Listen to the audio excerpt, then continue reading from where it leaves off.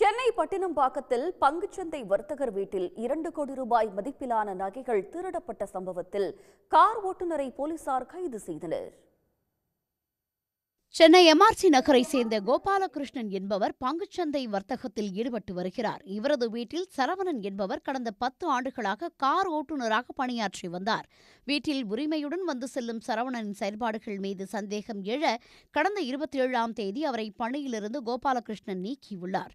வழக்கத்திற்கு மாறான அவரது நடத்தையை சந்தேகித்து வீட்டில் உள்ள லாக்கர் சாவியை தேடியபோது காணாமற் போனதால் கோபாலகிருஷ்ணன் டெக்னீஷியனை வைத்து லாக்கரை உடைத்து பார்த்துள்ளார். அப்போது லாக்கரிலிருந்து 250 சவரன் நகை, 10 கிலோ வெள்ளிப் பொருட்கள், 25 லட்சம் ரூபாய் ரொக்கம் ஆகியவை திருடு போனதை கண்டு அதிர்ச்சியடைந்தார். இவற்றின் மொத்த மதிப்பு 2 கோடி ரூபாய் என கூறப்படுகிறது. இது தொடர்பாக கோபாலகிருஷ்ணன் பட்டினம்பாக்கம் காவல் நிலையத்தில் புகார் அளித்த நிலையில் வீட்டில் ஓட்டுநராக பணியாற்றிய சரவணனை போலீசார் கைது செய்து விசாரணை மேற்கொண்டு வருகின்றனர். உடனுக்குடன் செய்திகளை தெரிந்து கொள்ள சன் நியூஸ் பெல் ஐகானை கிளிக் பண்ணுங்க.